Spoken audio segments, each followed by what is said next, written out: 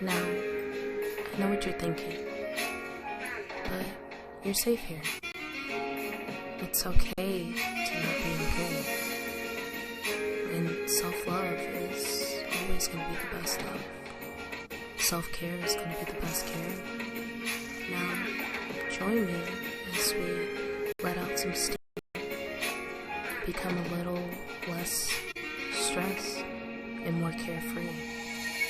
Come join me over our weekend detox, and let's detox together, because we always want to protect our energy.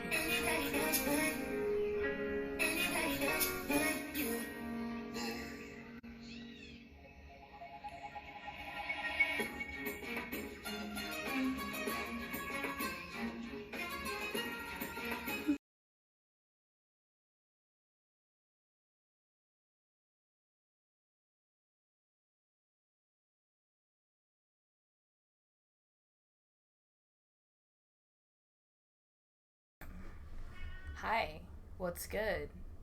My face is shiny.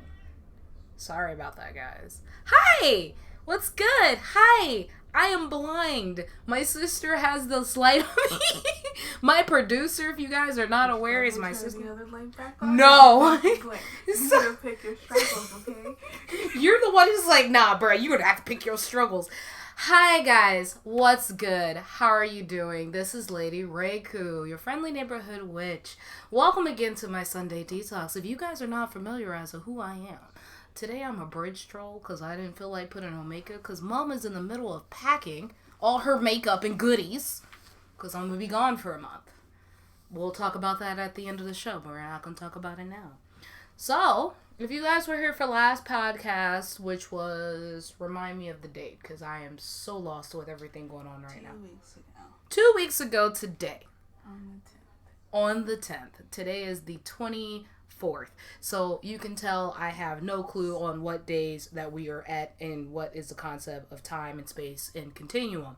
Anywho, how are you guys doing? How was your last 2 weeks? Are you guys staying hydrated? Are you guys taking care of yourself? Treating yourself? Treat yourself. The reason I ask is because it's been a very hard 2 weeks, and we are going to be diving back into victim mentalities. Now, what I want to do is I want to go ahead and let you guys know that I am very proud of the 3 people who have reached out to me that said that they have noticed these particular traits and signs in other people, and that they were happy that I actually talked about it, and I'm very happy that they reached out to me. Now, I wasn't saying the subject to kind of, point out anybody in particular or to do anything or that nature. I just really wanted people to be aware of how common this very toxic trait is. And if you guys are not familiarized on what the actual definition of victim mentality is, basically victim mentality is, I had something written down. For once, I'm actually somewhat organized, guys. Because if you guys know me, I'm very chaotic and disorder. Like, I'm an organized mess, if you guys didn't know. Basically, the best way to describe it is people who have victim mentality are usually people who suffer trauma or hard times on more than one occasion, but haven't developed a proper way of coping. So instead of trying to change their bad habits or get out of a situation or anything, they just kind of stay in this constant cycle of trauma and hard times over and over and over again because they don't think anything is their fault. They feel like this is just the elements against them, other people against them, jobs, circumstances, whatever the case may be. They have little to no sense of responsibility for their lives, and they kind of feed off of, getting that attention they're getting from being a victim, because these are people that we would basically look at and they will constantly come to us about the same, oh my God, I'm still with XYZ because, I really want to do better. I can't get away from, John Doe or Dewan down the street and he keeps cheating on me, and yet they keep going back to that person. I had to make up a name. I'm sorry, guys. I couldn't give anybody's names because I almost instantly want to think of somebody who I actually had this conversation with, and she's actually realized her bad habits, and she said it was okay for me to mention her. But one of my friends did mention that she watched the actual live and she realized that she has a victim mentality when it comes to certain relationships, which is a very adult thing, that most of us don't really realize, that when we constantly stay in same relationships that are very toxic or very negatively impact, but then we go and vent to our friends about it, but our friends are like, why do you even bother to vent? And all you're going to do is take them back. Unfortunately, that is a form of a victim mentality, and you may not realize it. A lot of times when people sit here and complain about the same dead-end job, and they're like, no matter what I do, nothing seems to go right, blah, blah, blah, blah, blah. Certain times when you're in these constant state of cycles, you're not getting yourself out of, which is okay if you don't have the means or the ability to. What puts a lot of people back into that victim mentality is the fact of it being, if your friends are offering you help or offering you a solution to get out of that situation and you're not taking the help and you're just rather to constantly go through that cycle, that is having victim mentality. Some people thrive off of it. Some people just can't get out of it. Now, for those who are actual victims in like abusive relationships and you are afraid to leave your situation due to the fear of being, harmed, that is a whole different level of victim mentality, victim situations. Those are legitimate victims. Those are people who in the course needing help. Those are the people who actually need help and they have no way out because they're fearful for their lives. That is something that is completely different than what I am talking about when I say victim mentality. Victim mentality, again, you have the means to get out, you just don't have the will to get out. There is a difference. Okay? So, what I always tell people to do, there is a different slew of ways of addressing victim mentality. So guys, I'm going to let you know that we are going to be very, very, very, very ongoing with the subject just today. It may be a very short podcast, but a lot of background stuff is going to happen towards the end of this actual podcast. So a lot of the information that I'm going to be giving you is the healing portion, because last time we discussed the actual victim mentality. This week we're going to actually discuss the standpoint of a person who is not the victim, but the person who is dealing with the person with the victim mentality, and you're tired of dealing with it and you want to help them. Now, it's going to be certain ways you're going to have to handle this. You're going to have to handle it with kid gloves, because again, some of these people thrive off of this. You may lose these people as friends, but at the same time, this is for educational purposes, for just not you, but for them as well, because at this point in time, you also have to be able to take care of yourself, and you can't take care of them for the rest of your lives. A lot of people don't realize that when you have victim mentality, you're not aware that the things that you're saying is actually affecting those that you go seek help from, and you're not taking their advice. So this is why I want to discuss it a little bit in different levels and different phases, to go ahead and discuss how to help that person if they are a victim or they have victim mentality. And then I'm going to also talk to those who have victim mentality to see, like, you're tired of these cycles yourself and you want to better yourself. Now, again, these are for those 1 in like 1,000 people who actually do not want to be a victim anymore and have victim mentality. But most of the people who have victim mentality is narcissist. So unfortunately, there's nothing you can really do about those people. These people will never see the signs. They'll be like, oh, that's not me. But then go and complain to their friends like a week later. There's nothing you can really do about it. You can't help nobody who doesn't want to help themselves or see the problem in themselves. So, as I sat here and said that, as a person who deals with somebody who has a victim mentality, the first thing is you want to go ahead and see the signs. Again, just as a refresher, as a recap, you're going to have that one friend that's constantly saying, oh, woe is me, the world is against me, I hate this job, I want to do better. But then you give them the means to get out of their job, and you give them the means to get into a better relationship. You take them and go take them on blind dates, or you hook them up with somebody who will be find better for them, or you tell them, hey, you need to take time for yourself, stop jumping from relationship to relationship, or oh, I hate my job because they don't want to give me things, it's not fun, they have no room for improvement, they have no way for me to actually develop and be better at what I'm doing, and then they're constantly complaining like, oh, I applied for this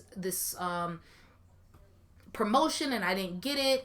Doesn't matter because the world is against me. And they have a very pessimistic life. Now, there's not to be confused with somebody who has depression or like any kind of disorder, but this is just somebody who is just constantly going and complaining because they like the attention that it gives. Because they don't care where they're getting the attention or why they're getting the attention. They just want the attention. These people are just constantly, they never seem like they have good news to give you. So it just always seems like bad things always happen. Other people or circumstances are to blame. So they never want to blame themselves for things that are going on in their lives. They were late to work because they overslept. Oh, my alarm didn't go off. Why didn't your alarm go off? Because my boyfriend didn't set it, or something. They have an excuse for other people, or the reason why I didn't eat today was because the job wouldn't let me go off because I had to stay on the phones, or this caller. You still have to take time for yourself. I always tell people self-care is the best care. Self-love is the best love. And if you need to take time for yourself, take time for yourself. So people who don't understand, it's like they make no effort to change their situation, but they're constantly complaining about the same situation. And at some point in time, you start picking up, especially if there's somebody who's your friend, you're going to pick up when they're constantly saying the same thing over and over again. Like for me, I know my biggest thing that I complain about is I have a problem of attracting emotionally unavailable men. But I will sit here and I don't fall for them easily. But at the same time, like when I do start falling for them and I'm just like, why do I keep putting myself in this predicament? That's a me thing. That's not them. It's something in myself. When you attract certain things, you have to figure out like, why is it the way that it is? So for me, I don't go to complain to nobody like, why do I keep attracting these emotionally unavailable men? Because most of the men that I actually attract are men that, are damaged and stuff. And because the fact of being, I give them the world and the moon and the sun to give them things that I think that they deserve, because men deserve, praise, and they deserve the XYZ, but these men don't want that from me. They want it from other people or whatever the case may be, and they're hurt or damaged. And this is why I made my podcast, is to help other people. So technically, back to what I was saying, away from my own self, we're going to keep going, it is one of those people. And the thing is, a lot of people in marriage don't realize that your spouse or your partner may have victim mentality, especially in a lot of the younger generations. When it comes down, one person in the relationship could be avoiding responsibilities. One person could be avoiding certain different things when it comes down to financial situations, or they just don't want to take responsibility for anything or accountability for anything. One thing that we don't do as adults, especially millennials, we don't take accountability when we mess up. When we fuck up, that's just the best way to put it. And the thing is, it's like we blame everyone else. One thing that I realize is this, and I'm going to use this as an example. If it sounds like a scenario for you or a situation for you, then maybe I might be talking to you. This might be for somebody who might be hearing this later down the line on Sunday or watching this live now. When you're dating somebody in a relationship and they sit here and, for instance, they're cheating on you. You find your partner cheating. They blame you for cheating. It's a guilt trip, basically. They were like, I wouldn't have cheated if you would have given me more sex. Or I wouldn't have cheated if you given me more attention. Now, in some particular cases, that is to blame. If you are sitting here and you're not giving your partner no attention, people can lose interest. It is very scientifically proven. And even in my psychology class, I have physically seen and heard the stories, and I've witnessed it myself in my own marriage. When you stop giving your partner attention, when you stop being attentive, or when you start growing yourself, your partner may not like you anymore.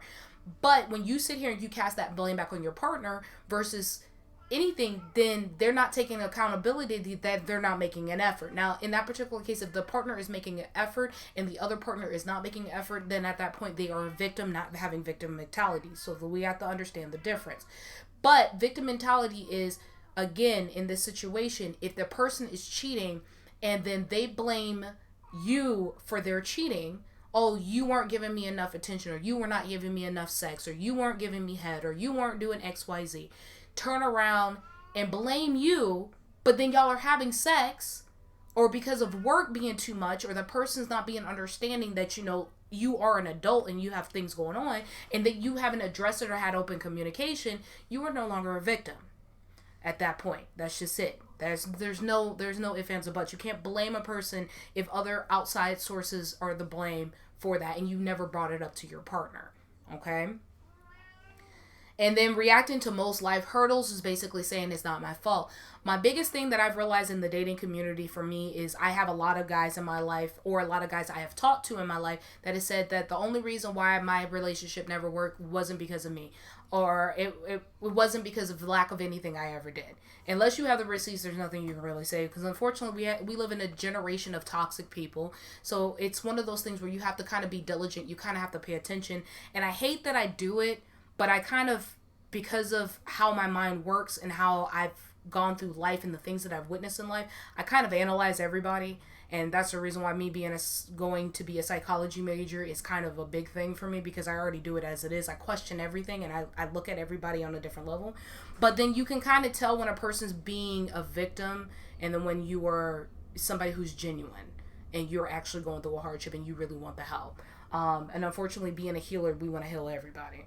So if a person just sits here and says that it's not my fault, I don't know what I can do. I didn't do nothing. And when somebody says that somebody hit you, you sit here and ask, what did they do? And again, I told people I'm not here to be people's friends, but this is what I have to ask when a female comes to me and say, they pushed me or they did XYZ, and I look at them and say, what did you do?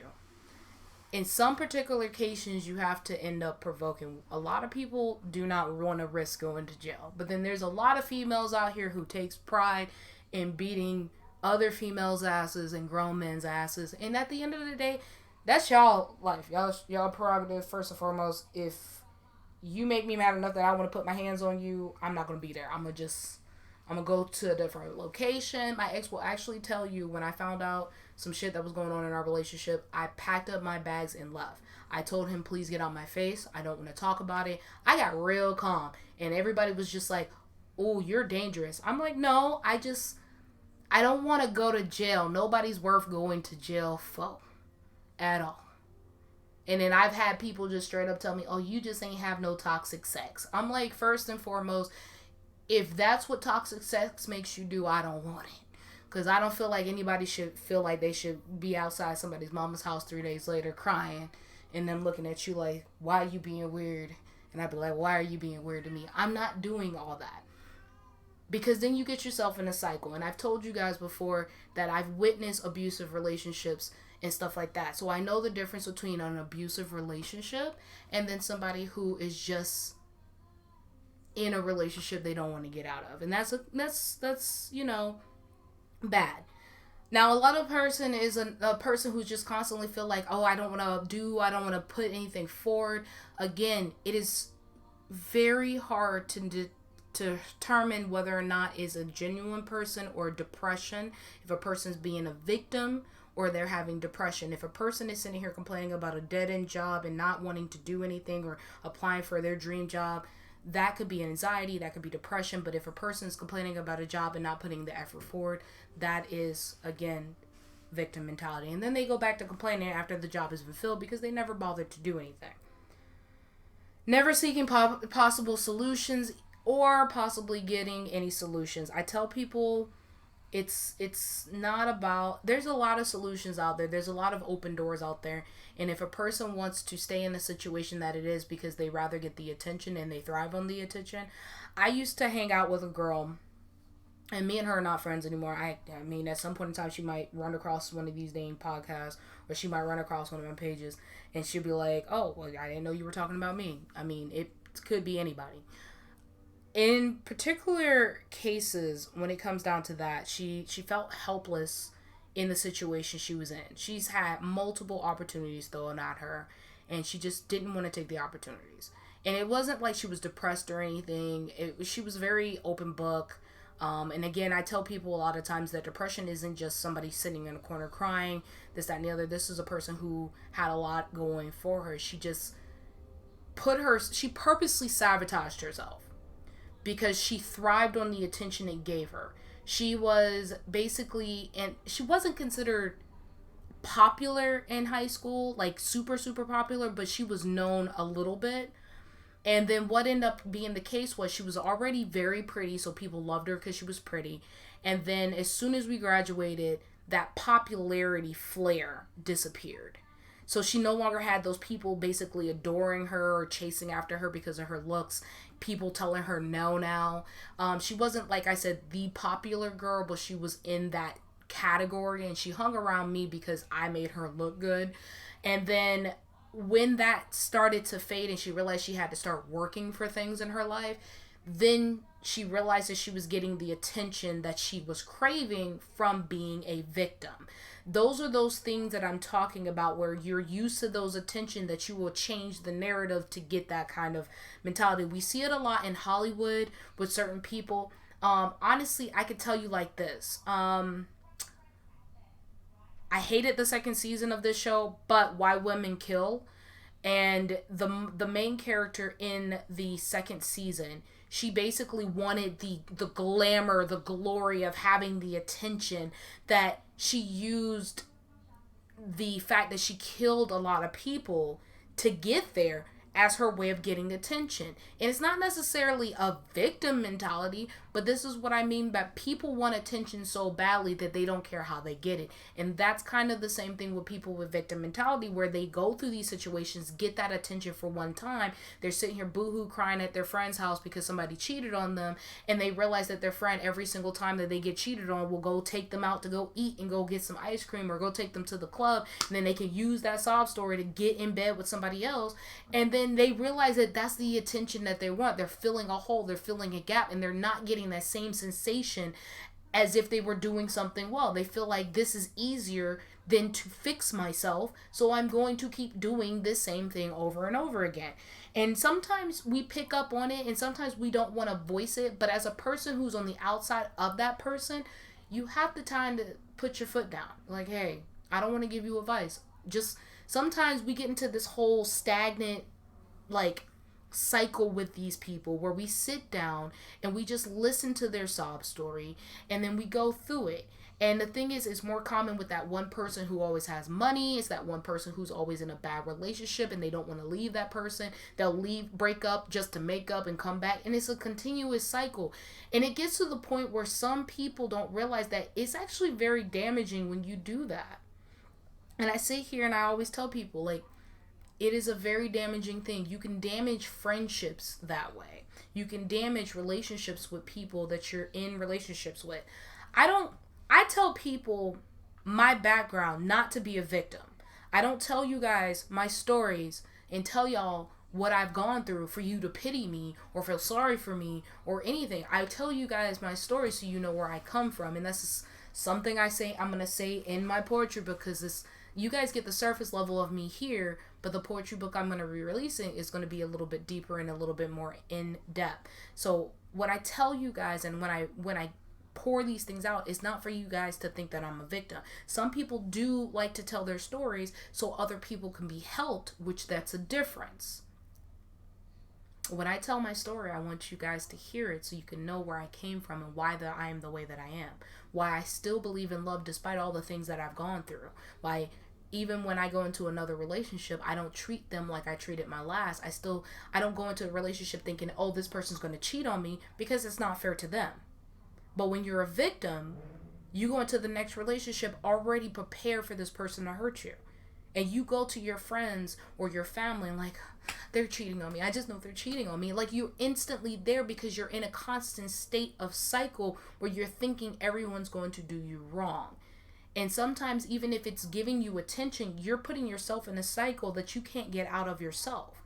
So you're not only affecting those who are around you and the things that you are, the people that you're with and the people that you're around and you're giving this information to.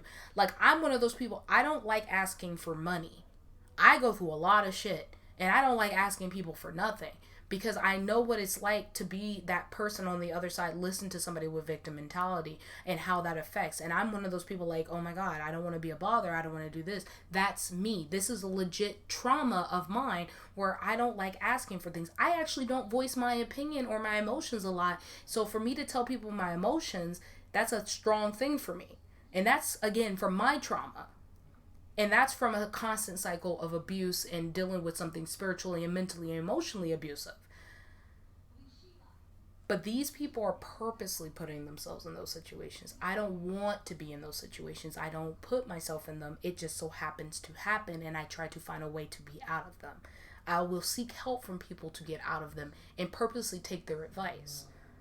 Because I have been a legitimate victim, not have victim mentality.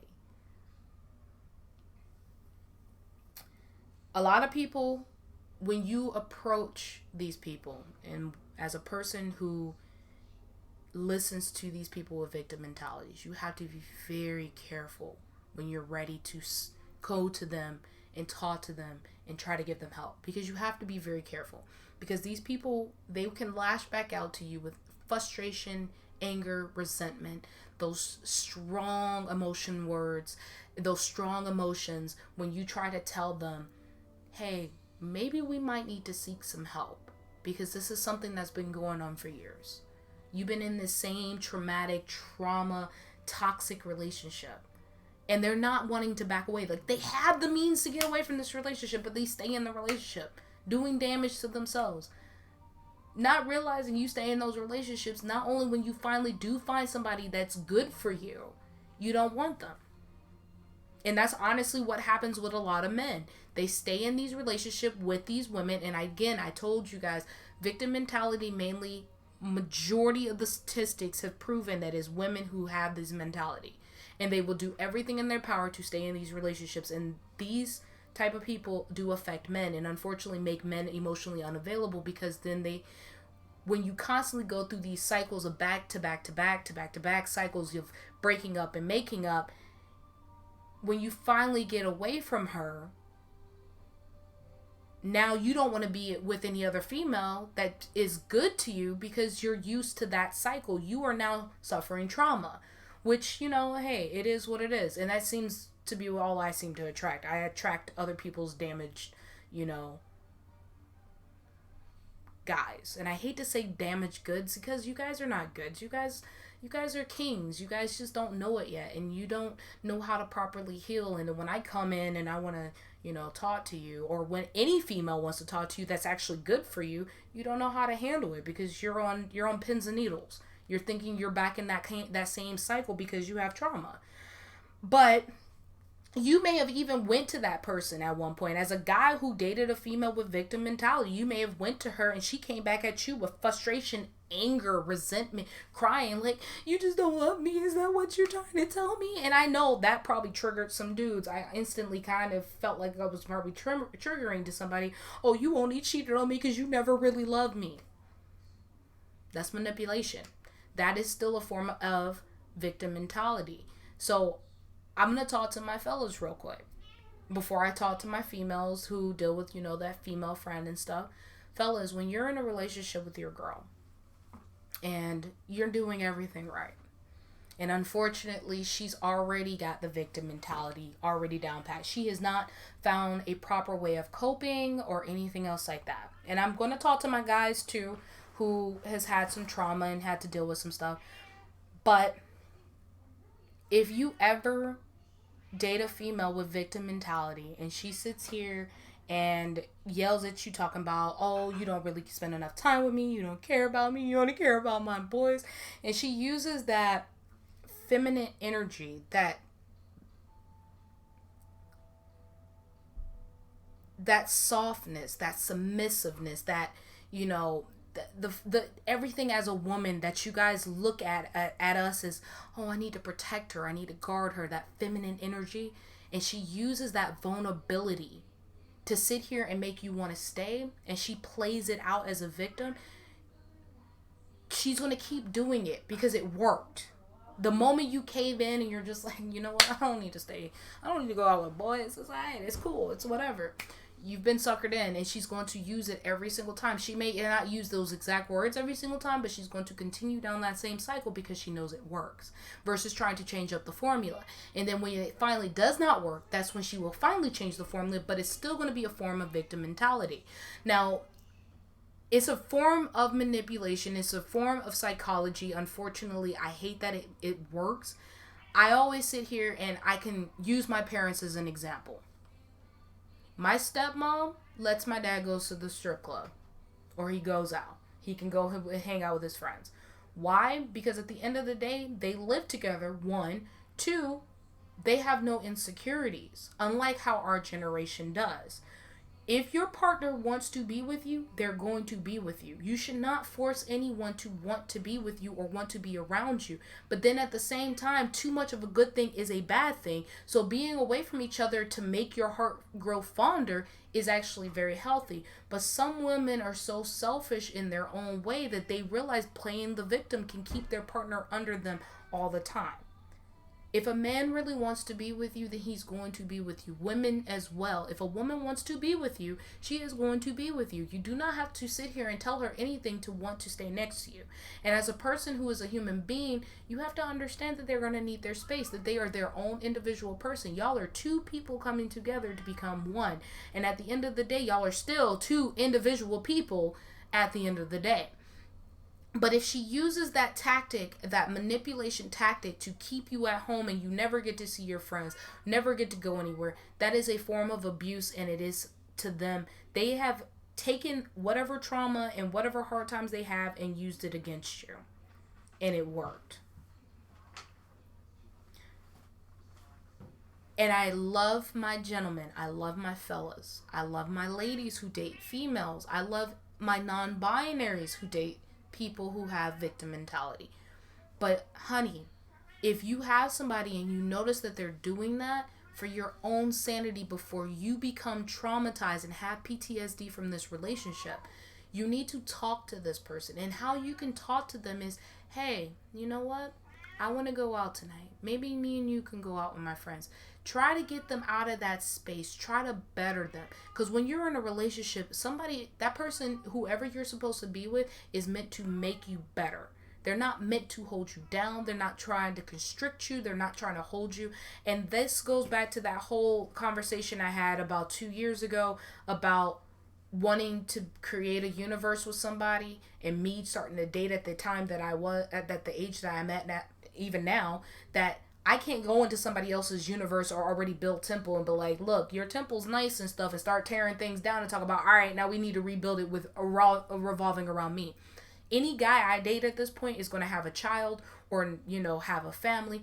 I do not feel I should be the center of their universe, because first and foremost, as a woman, that would be the most selfish thing, because when you get into a relationship and you have the intent to marry or have kids with this person, your universe is going to be your children, your career, your livelihood. It should not be built off that one person. That person may not even stay in your life your entire life.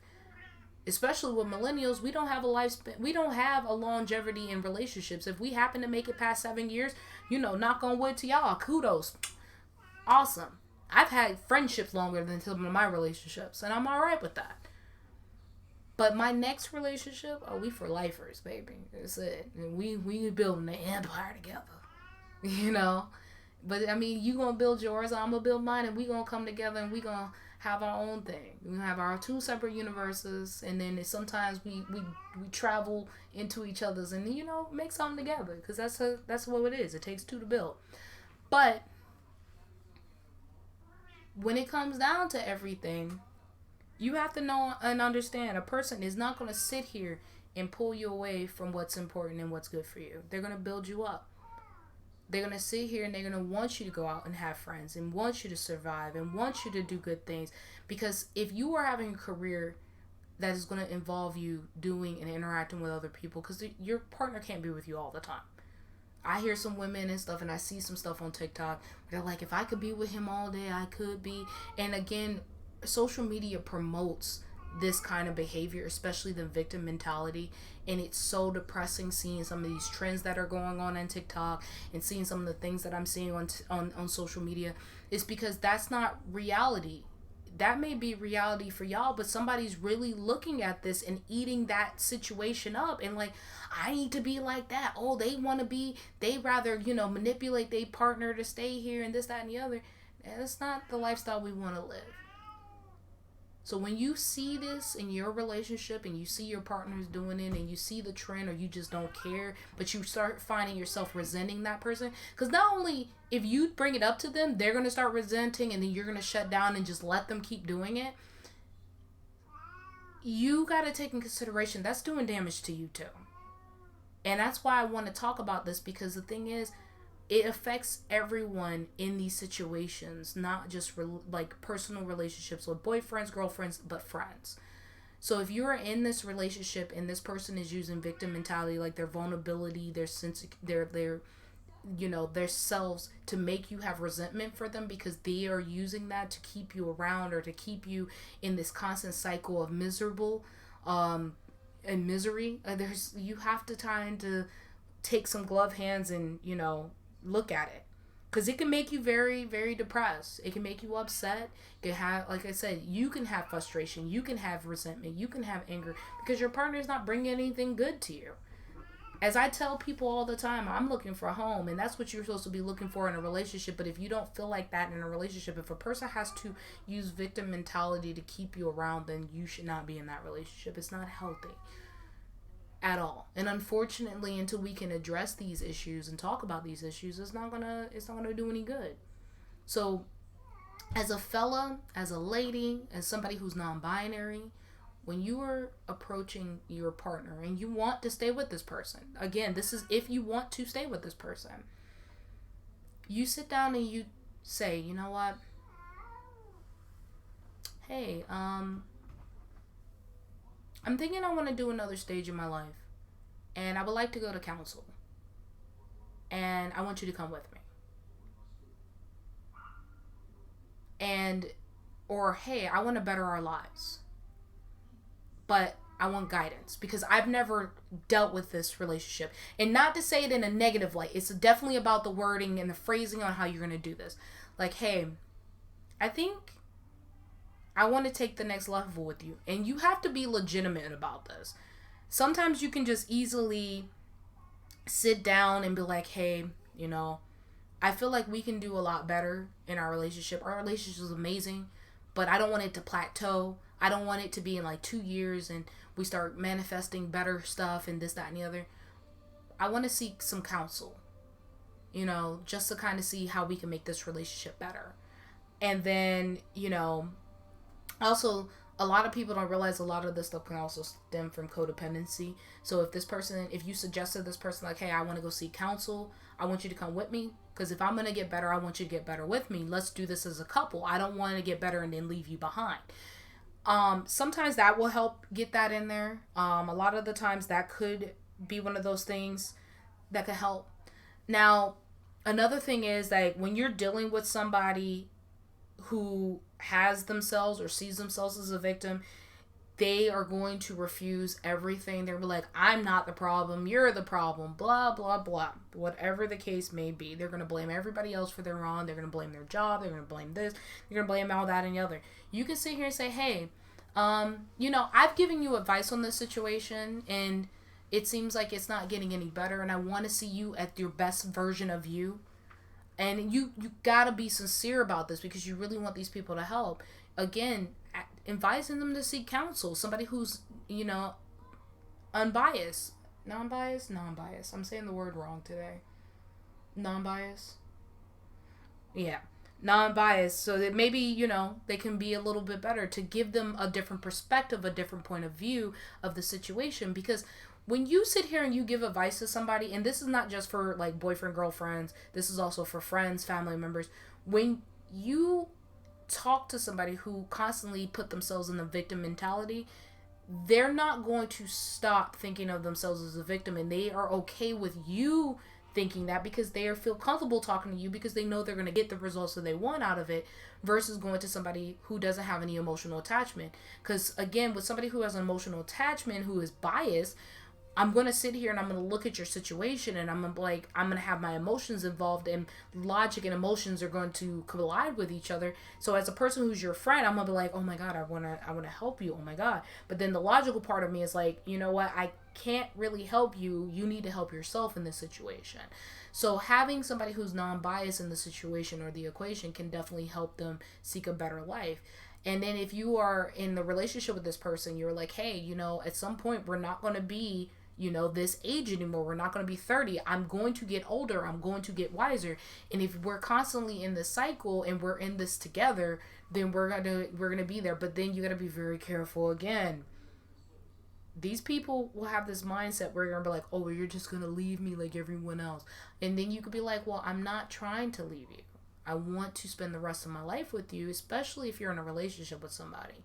Most people get into relationships and they agree to be in relationships because they do see potential to make it everlasting with that person. Or you could just be one of those people in a relationship because you're forced into a relationship, or because, you know, at that time they giving you this whole veil, or the, you know, the 6 months, I'm going to put on a front for you for 6 months. I don't do that. I tell people straight up, this is my laundry list of problems. Here's my baggage. We grown. What are we doing? So, I think that's the reason why I'm, you know, single as all get out right now. It's alright. That plus I also avoid, I get, you know, the emotionally unavailable people. So that too. But, again, these people are going to take no responsibility in their life. They're going to feel like nothing they do will make them better, and they don't want to take the advice. And you don't want to, don't label them as a victim. I want to stress this a lot. A lot of people who have victim mentality don't like being called victims, and they will never say that they're a victim. So labeling them as a victim would be a classic no-no, versus like if you're a friend, if you're a family member, if you're a boyfriend, girlfriend, whatever. If you see them being a victim, do not call them a victim. They will instantly either shut down on you, or they will lash back out at you talking about, is that what you think of me? No, please don't do that to yourself. I'm telling you, out of like safety and concern for you, don't call them a victim. Do not label them as a victim. You kind of want to handle it, again, it's going to be very tricky. It's going to be handling with kid gloves, especially if you care about this person to a certain level. Some people just shut down and just walk away. Some people just shut down and just let this person continue on. But honestly, at the end of the day, if they're going to keep doing it to you and then you finally walk away, they're just going to turn around and do it to somebody else. So you kind of have to either be the one to stop the cycle for them, or you have to end up being the one, or you're going to be in that same mentality too, because a lot of people with victim mentality do create other people with victim mentality, just like manipulators tend to create other manipulators. When you finally get out of that manipulative relationship, now you're going to manipulate other people because you feel like that trauma is now learned inside your body. Same with like whatever you watch can influence who you are as a person. So you have to be very, very, very, very, very, very, very careful. So you don't want to sit here and mention to them how you've noticed that they are always complaining, they're always shifting blame. You don't want to ever mention that they're not accepting responsibility. You never want to tell them, oh, well, you always talk about how you're feeling trapped and helpless and I'm giving you help. Don't ever do that either, because if you do that, you're justifying them feeling like a victim. Because if you lash out at them and you snap at them, you're also justifying them being a victim, and then they will go to someone else and say, well, I went to them and I told them XYZ and this is what they said. They said I'm a victim, and now you've given them and fueled their fire. So again, you have to be very, very, very, very hard. So what you need to do is anytime that they come up to you about something else and you already can hear that the situation is going to be another victim mentality situation where they're talking about, no, woe is me and everything else like that, it's possible that starting a conversation can give them a chance to express their feelings in a productive way, and it's about shifting the conversation. And it's going to be about setting some boundaries. It's going to be very hard. Now, a lot of people don't realize that once you set your boundaries, you have to kind of stick to your boundaries. So it's going to be a very big groundwork thing. So when a person sits here and they start on their whole thing, you're going to start with the like some of the, hey, you may feel constantly accused as if you're walking on eggshells when it comes down, just or have to apologize for the situation where you feel like you're both responsible, because they sometimes will make you feel responsible, especially if, for example, if I'm sitting here and I'm dating someone and then I go to them feeling like I'm a victim to them, talking about you never treat me right, blah, blah, blah, blah, blah, you don't do nothing for me no more. If the person's legitimately not doing the same thing they're doing, you have to look at the outside factors. Are they still making the same amount of money? Do they have the time to do the things that they're doing anymore? This, that, and the other. If a person wants to be with you, again, they're going to want to be with you. So you have to be a little bit there. It's often tough to help or support somebody whose perspective seems to be different than the greater reality sometimes. So sometimes you have to kind of, I hate to say it, don't be like, oh, well, don't you see this roof over your head? Don't you see the food in the fridge? Don't do that either, because it's again about the tone and how you bring it there. Or, hey, do you remember I helped pay for your way to go on this girls trip, like as a friend? Don't do that. You have to. It's tough dealing with people with victim mentality or disorders. You have to handle it a different mindset than going into a regular conversations with your close friends who you don't have issues with or anything else like that. If when it comes down to supporting them, they may seem a little judgmental or accusatory towards you and others, and drawing boundaries can help. So what you want to kind of do is detach as much as you can from their negativity. When they sit here and they bring you the situation, or they come to you with the situation, I'm not saying detaching as in don't seem like you care, because some people's body language, some people's facial expressions automatically show that. But what you want to kind of do is you kind of want to eliminate your emotional aspect to it from it and walk away from that point. But and hand back the responsibility to them. So you kind of don't want to sit here and take on the responsibility of their burden. You want to sit here and kind of give it back to them. And what you have to do, you can still have the compassion, still be caring for someone, even though you may take space from them from time to time. I tell people like this, it is okay to take your space for you, because you cannot help other people if you do not feel okay. And if somebody who has victim mentality or other kind of disorders drag you down or drain you, work, life situation, environmental issues, take time for yourself. It is okay to say no to somebody. It is okay to say, hey, unfortunately, I cannot help you at this time. I'm going through my own things. I will get back to you. If you're still going through XYZ when I come back, then we can talk about it. Those are those things about setting those boundaries, walking into that situation knowing that you're going to have some issues. Even when you're in a relationship and you are dealing with somebody who has victim mentality, and you are in a relationship living with that person, not living with that person, whatever the case is, if that person really wants to work things out, they are going to be very understanding. They're going to be like, oh, well, you don't want to talk to me because of, you're too busy.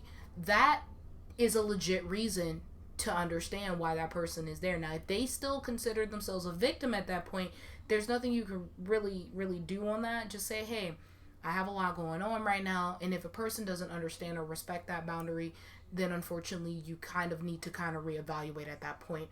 But you want to kind of set those boundaries for not only yourself, but for them, because they will use that victim mentality to manipulate you. Especially if you want to sit here and want to get them some legitimate help. Another big thing is when you start having these conversations with people who have victim mentalities, you want to kind of help find them solutions. And not only when you're finding them solutions, you want to help them find their own solution, not hand them the solution.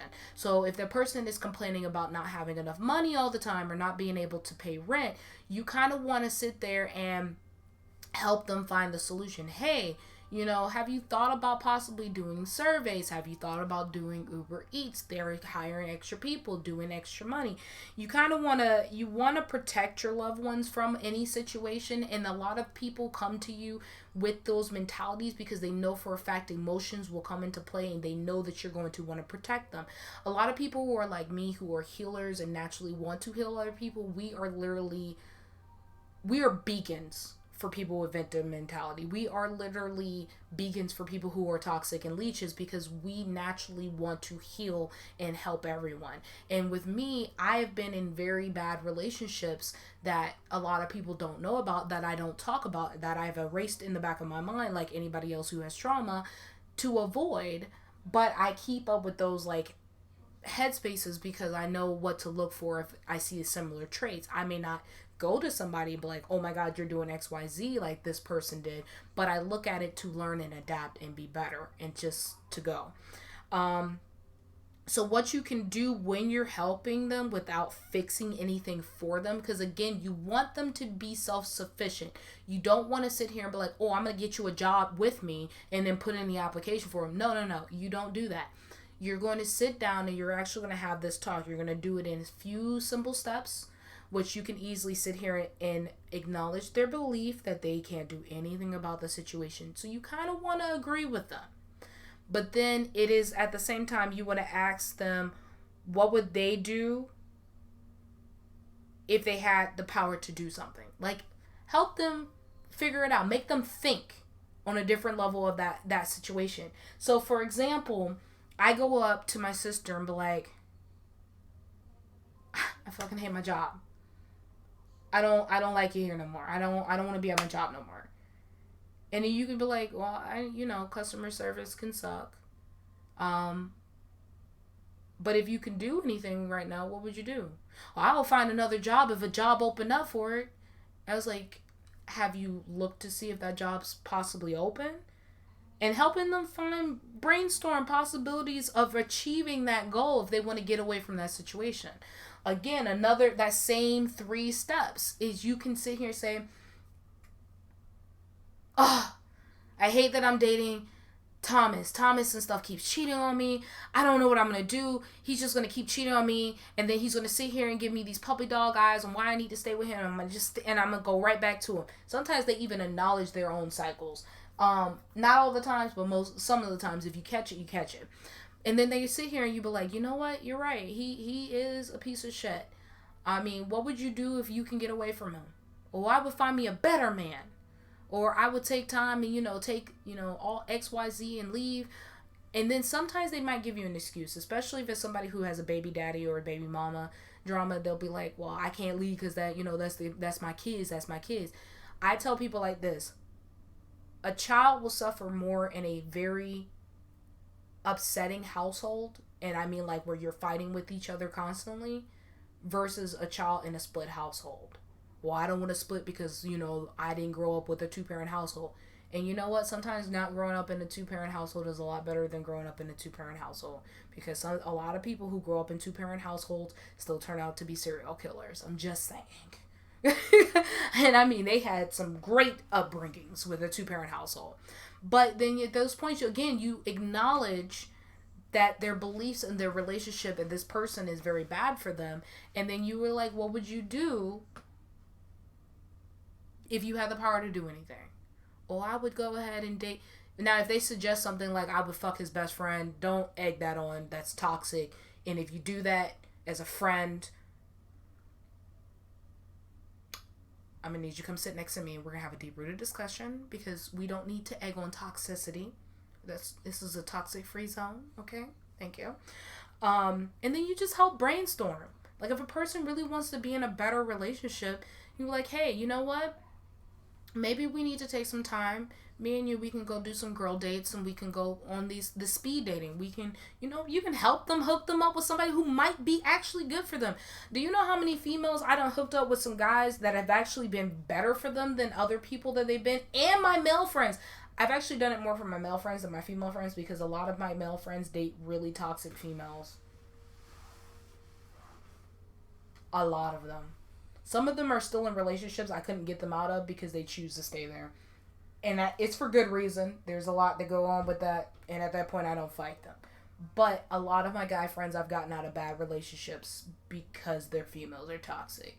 And I'd be like, I found them better females to be with because I'm really good at matchmaking for other people. But again, we're not going to talk about me. I don't know what it is. Maybe that might be my other calling. And then, you might encourage this person, depending on how you sit here and you share that information, or how you deliver your communication, can actually broaden and actually encourage them to get out of that situation.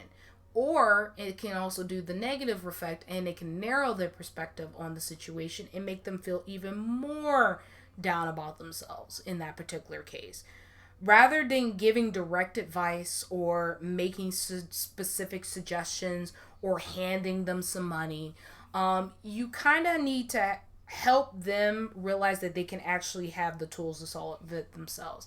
So you're basically, in a way, using psychology to help guide them to be better, because they already don't have the right coping mechanisms. They found something that just works for them, and they're going to keep on using that. And this is something that, like I said, you're going to end up seeing is going to be very common, and you just kind of want to look at that.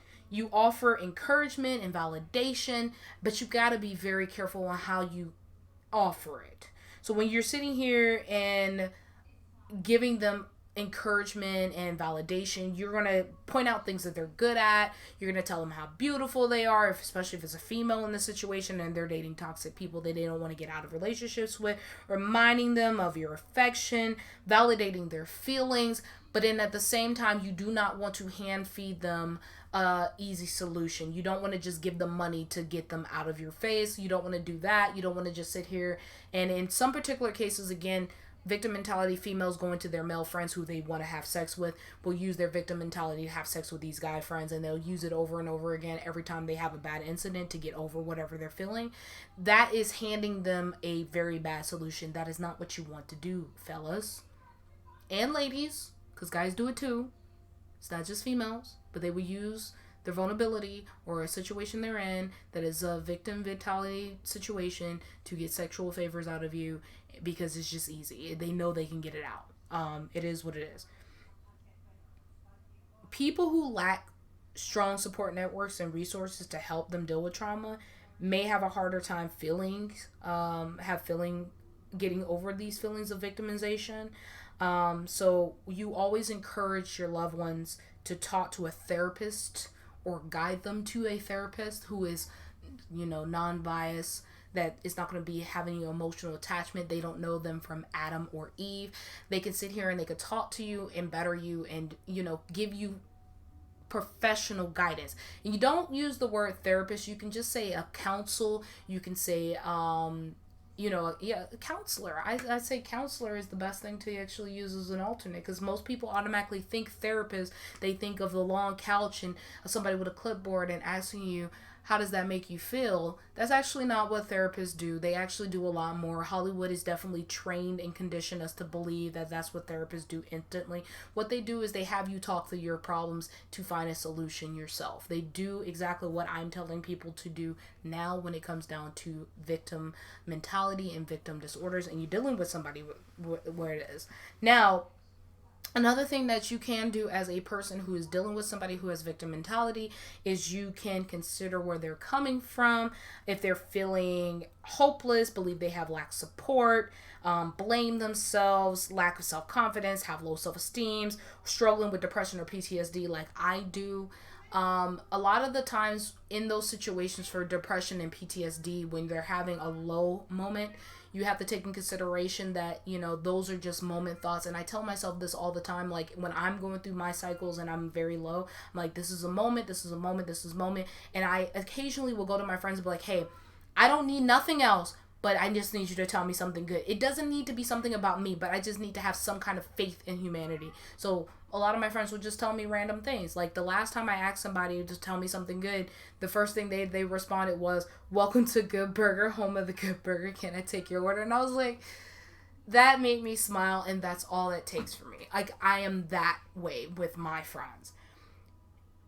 Now, having victim mentality does not excuse bad behaviors. It is important, again, to set boundaries for yourself when you're dealing with these people. So understanding there is a lot going on than what simply wanting attention is a very big thing. So when I go into these things, an understanding of where they're coming from, just keep that in mind, that when you set these boundaries, that when you sit here and take in consideration and understanding where they're coming from, you still need to hold on to those boundaries when you're talking to them, and then kind of looking at it as, okay, you know, these are these difficulties expressing some of those emotions can increase emotional distress. It could cause them to be a little bit more frustrating and angry. They'd be like, no, you don't understand where I'm coming from.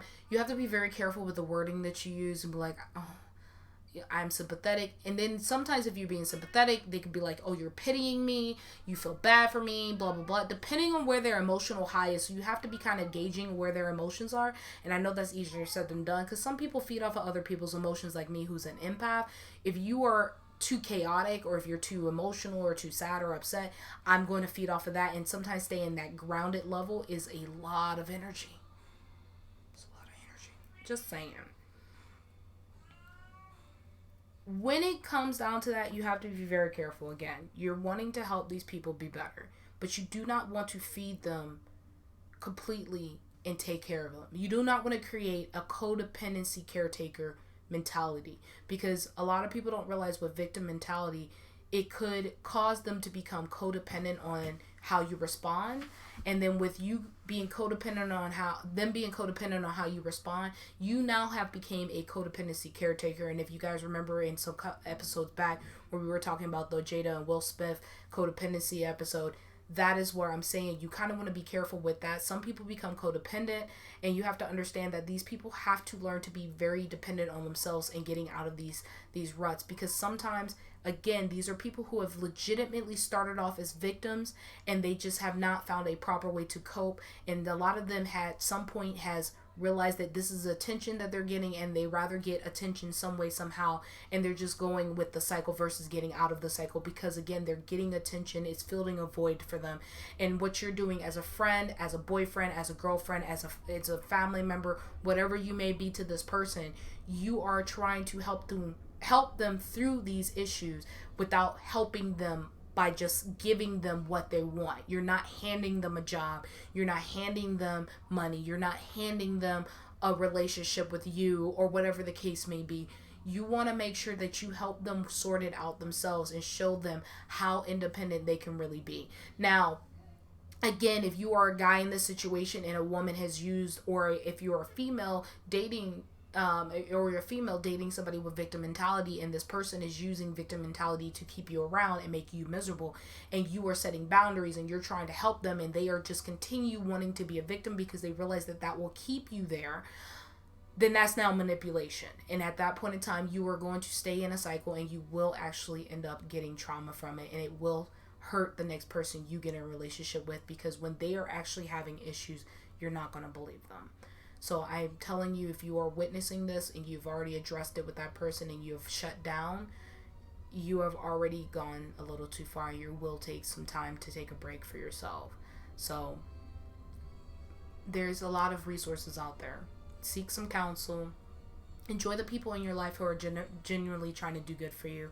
Don't push them away when they're trying to be there for you. Especially if you're just getting out of one of those relationships, just understand that. Now, if you are one of these people that have victim mentality and you don't want to be a victim anymore, and you actually want to get real help, and you're listening to these words, I don't think of you as a victim.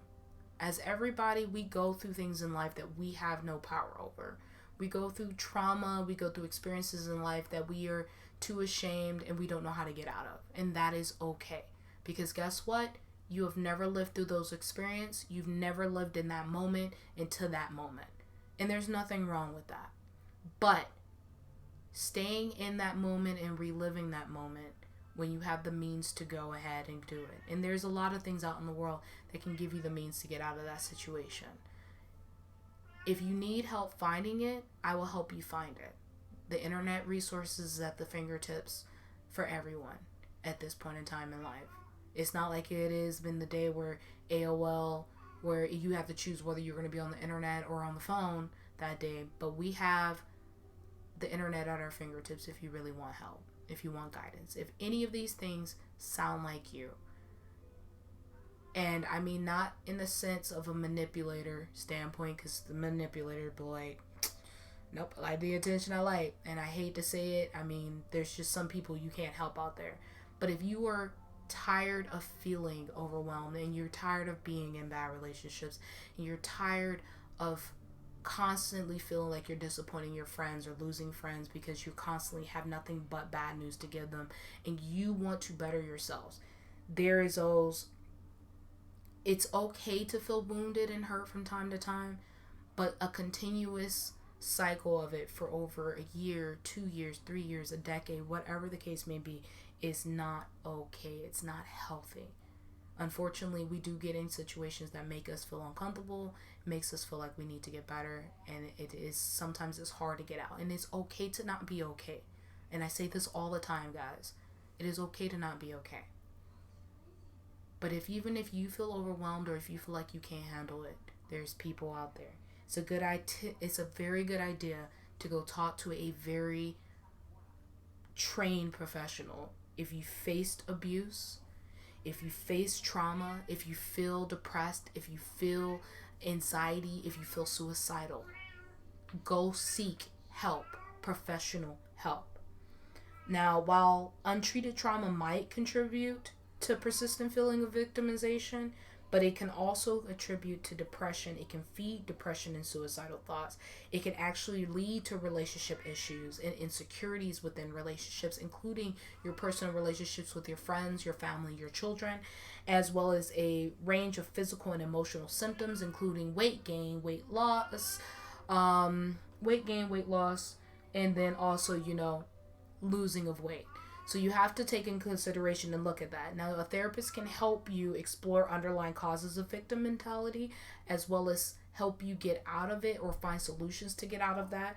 They help you work on self-confidence, as well as they help identify personal needs and goals. They actually can even be advisors. A lot of therapists, if you work with them long enough, can actually become really good professional friends as well. They can help write recommendations for you in job settings. They can help make sure you maintain and live the lifestyle that you want to live, carefree and happy. And those are those people you can call whenever you need them. That's what professional help is. As well as they help you create a plan to achieve it in a creative and healthy, safe way. They can help you guide, especially when you're ready to do things like, possibly take on having a baby by yourself, or possibly take on a new job, or moving, or something that is different in life experiences that you may not have dealt with in your life. Like, a lot of people who are freshly out of high school or going to college for the very first time don't think that they don't need to have a therapist, because you're not realizing you're moving away from home for the first time. That's a big move. Or going through a divorce. I decided to stay in therapy while going through a divorce, and I kept it up. And then I decided to get off my antidepressants. I decided to do these things, and while doing it, I sought professional help, because I realized that this is not going to be an easy task for somebody like me, or to put that strain on my sister or my roommate, which I didn't want to do. And even I didn't want to put that on my family members. Like, it's just it. I seek professional help to get professional guidance through these situations, because this was a situation that was new to me, but I knew how my family would handle it, but I needed a different perspective. Again, going to your family is not a problem for advice, but they have a very biased standpoint. So seeking professional help when it comes to this, because your parents will probably, we all can at one point in time have met that one parent to one of your friends that would never think that friend could ever do any wrong. I've dated a few people who their parents look at, oh, my baby could never do that. Right, your child could never put their hands on a female. Oh, I didn't raise them like that. Then who did? Okay? All right. It also helps you explore those feelings behind being powerless or defenseless. So seeking that professional help or guidance, there's different levels to therapy. There's people who can give you prescription. Those are people who are just, and then there's people who just are guidance counselors. Like how you were in high school and you had that one guidance counselor. Like, they're just there for that. There's some different levels there for it. So I want to just go ahead and say the bottom line when it comes down to victim mentality, it can be to stress and create challenges in all aspects of life, including your self-esteem, your well-being. And if you are not the person who has the victim mentality, it can cause stress in your in relationships you have with that person. And even that person who has the victim mentality, it can cause stress in the people that are around you, because they don't want to be around you because you never have anything good to say. And the thing is, like, even if they deal with you at the time that they're dealing with you, it's more like they pity you, and they may feel like they care about you, and sometimes, a lot of the times, they're like, if I don't be there, then nobody else will be. And that's putting a strain on them. That's putting a lot of responsibility on them when they have their own lives to deal with. But it can be overcome if you seek the personal and professional help that you need, and seek professional help from a therapist, as well as have a group of people that has compassion and self-kindness. And that's why I always tell people, make sure you reach out and do your research on your therapist. For me, I have had both male and female therapists. I've always felt comfortable with a certain demographic of therapists. And I found actually an African American therapist here, and she's very, very lovely. I love her to death. I'm not going to mention her name because I didn't get permission to. But if you can find a therapist that you resonate with, that is going to be there and they understand your background and where you're coming from and willing to put through, and if you have a relationship with friends and family members who actually want to see you be better, and they give you compassion and they want to be there and see you through this, those are the people you keep in your village. It takes a village to deal with somebody who has victim mentality or any disorders like depression, bipolar depression, multi-personalities, whatever the case may be. The moment you admit that you have that issue and you're wanting to seek help for it, and your friends are aware of it, and your family members and your boyfriend, girlfriend, and XYZ is aware of it, and you talk to them and say, hey, I think I want to seek help.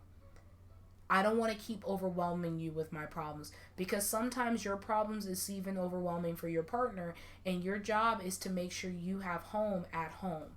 And then, yes, you can bring your problems to your partner, but there's certain things that you can't just keep piling on them without it constantly being filtrated out. Sometimes seeking that extra professional help is kind of good to be able to talk to and everything else like that. And these people don't know you or your partners or anybody in your life on a professional on a serious level. They only deal with you. That's why I suggest seeking counsel or seeking a therapist, because they are good for you, especially if you're going through major life traumatic experiences like abusive relationships, going through a divorce, which is a very traumatic experience, because you go through a lot of emotions. I'm going to let people know, when I got divorced, I went through a lot. Hell, when I went separated, I went through a lot of emotions. I felt defeated. I felt like a failure. I felt like I was constantly depressed. But I realized that I was more depressed in my marriage than I was out, because in order for him to be happy, I had to be miserable, and vice versa. Basically, for him to be happy, I had to be miserable. For him to be happy, for me to be happy, he had to be miserable. And that wasn't how a relationship's supposed to be. And I did everything in my power to make him happy, but you can't make a person still love you when you start to evolve. That person has to evolve with you. They're not going to like you at this point, and you're going to feel like a failure, because nobody has taught us how to be married. Nobody has taught us how to make a relationship work. Nobody guides us. And the only thing is our parents and our friends can do is give us advice based off of their own personal experience or what they see on Hollywood or what they read in books. So reading and going through a therapist is going to help you guide through those situations. And if you're going through a divorce or a traumatic breakup, go to a therapist, somebody who doesn't know you or your partner on a professional level, because you could go to your friends, but your friends are going to have their opinion about you, and they're going to have their opinion about whoever you are with, especially if you brought that person around your friends. So go to a therapist and go through there. And for your children, possibly put them into therapy as well, because divorce also affects them as well on a traumatic experience, and they may feel like they're at fault. As a person who is a child of divorced parents, at one point in time I did feel like I was the reason that my parents got a divorce. So that's something, as a parent, you should probably consider for your children, so they don't grow up feeling like victims or feeling like they're to blame for this. So I always I advise therapy. especially for people of color. We should go seek therapists. And I mean, if you can find somebody who is a POC, a person of color, go ahead and do that. And then what I want to say is that also when it comes down to victim mentality and everything else like that, for those who are suffering and starting to get severely depressed, I want you guys to understand that this month is also suicide. Sorry, I meant to say trigger warning. Hold on. For those who are suffering depression or having thoughts of suicide due to victim mentality, trauma, or anything else like that, it is also Suicide Prevention Month or Suicide Awareness Month. I do have a telephone number if you ever need help. If you just feel like you may be having suicidal thoughts or possibly having moments of needing some help and some guidance, but you can't afford having to go to a therapist or your therapist is not available, the National Suicide Prevention Hotline is 24 hours, 365 days a year, 366 on a leap year. You can chat. You can go to the website. The phone number is going to be 1-800-273-8255.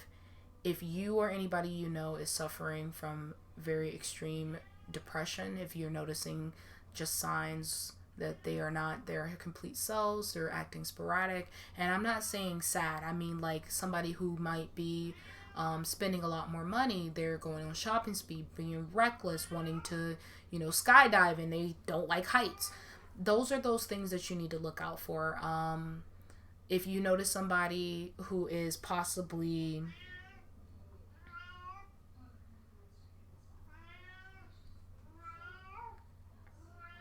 if you are possibly noticing somebody who might be getting abused or they might be an actual victim and they need to get out of their situation, there is a website that you can go. It's the National Domestic Violence Hotline. These are for people who are actual victims who are in abusive relationships and they can't get out of it due to fear of death or possibly dying.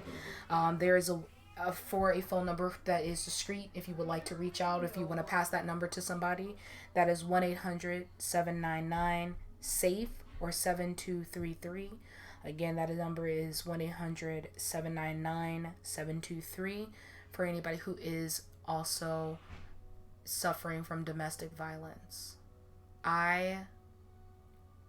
For my real people who are going through trauma right now and you don't know how to get out of those situations, please utilize one of those numbers, whether you are on the edge or if you are possibly in a domestic or a abusive relationship, especially in light of everything that is going on recently with Gabby and everything else like that. There's a way out. There's support systems. There is a lot of things. If you see something, say something. If you notice something's going on with your friends, if you notice something going on with your family, say something. I don't want anybody to ever go through trauma or go through the things that I've ever went through.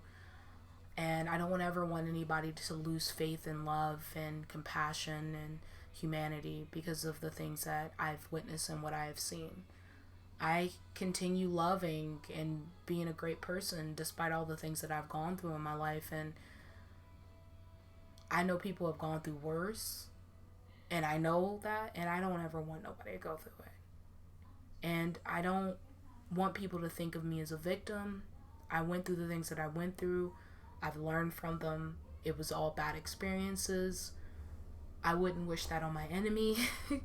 I laugh about it now, even if it hurts.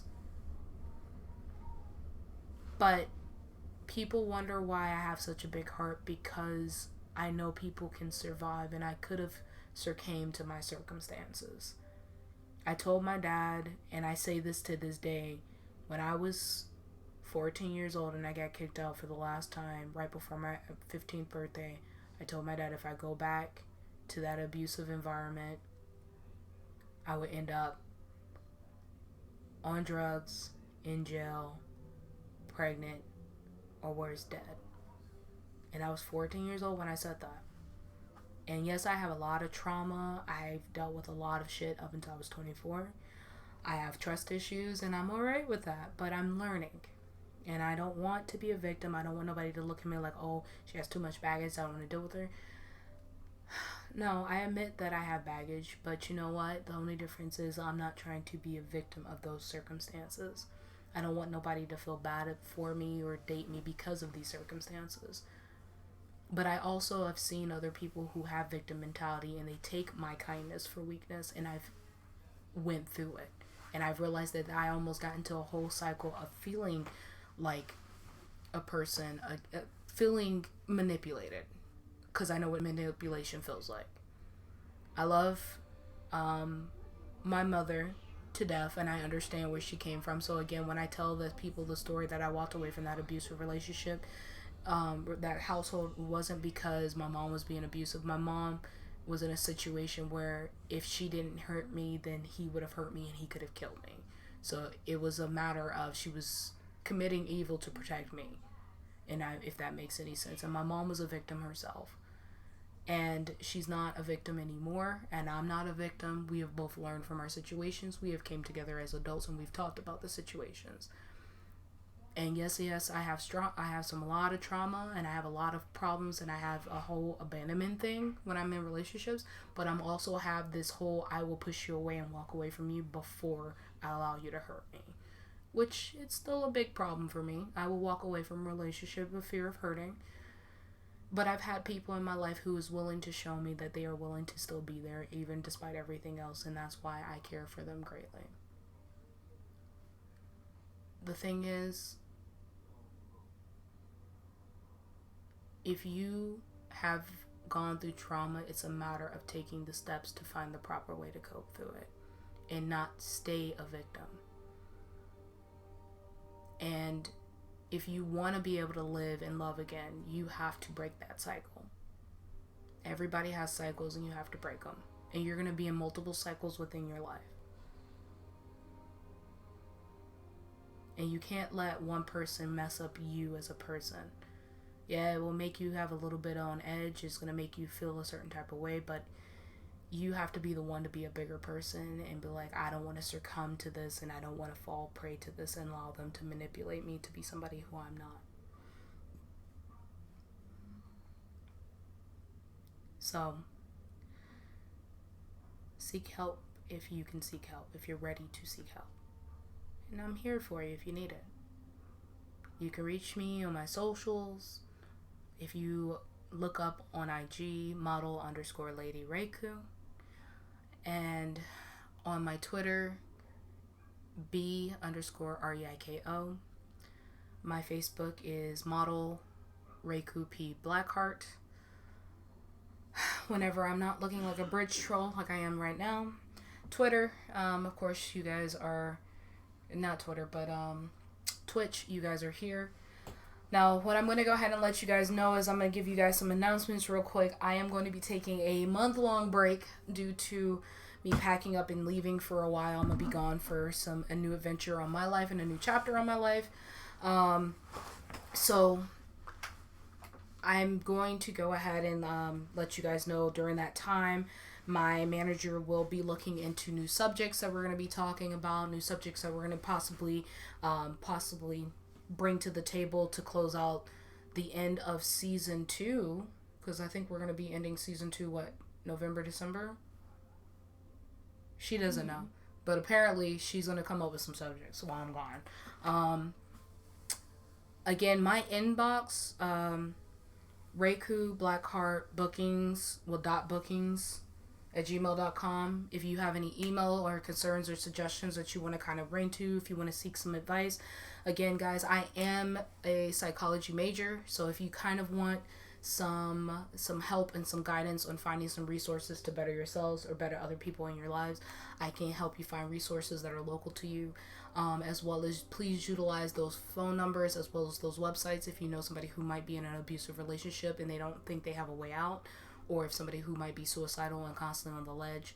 There is nothing wrong with doing wellness checks on your friends or things of that nature. If you have any questions, comments, remarks, please email me. I would say put my socials up in social media because it has not popped up at any point in time. It would be !social. I said she's gonna knock everything down. I'm watching her about to knock everything down. Everything's about to get knocked down.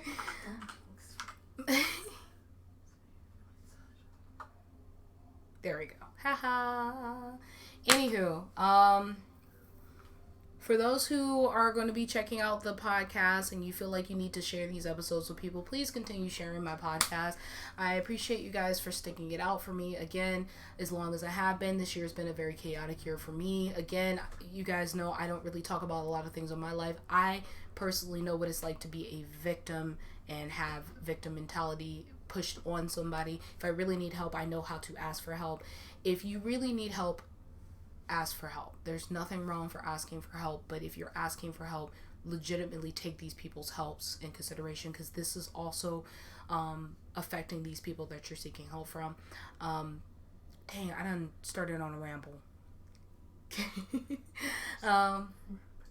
I know, I'm wrapping up. I'm sorry. Yes, ma'am. I know. So again, guys, thank you so much for going ahead and tolerating this. Again, it is okay to not be okay. Self-love is the best love. Self-care is the best care. And I am going to go and talk to my sister about what we're going to do for the following months, and just follow on my social medias to go ahead and find out what's going on here. And I will be creating a separate social media for the podcast by itself, so I can stop posting my personal rambles on social media. So keep an eye out for updates. And also email me if you have any questions, comments, remarks. And that's the best way to get to me, or my manager will respond back. So have a wonderful week. I will see you guys at the beginning of November. I love you guys. Thank you so much for being here from your friendly neighborhood witch. Bye.